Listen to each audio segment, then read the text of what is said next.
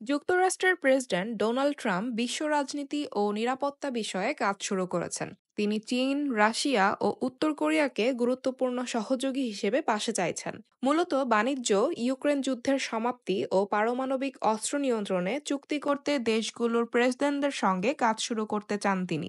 Trump গত সপ্তাহে এক সাক্ষাৎকারে বলেছেন, ইউক্রেন যুদ্ধের পরিণতি লাখ লাখ মানুষের প্রাণহানির কারণ হয়ে দাঁড়িয়েছে। এজন্য তিনি রুশ প্রেসিডেন্ট ভ্লাদিমির পুতিনের সঙ্গে শিগগিরই বৈঠক করার পরিকল্পনা করছেন।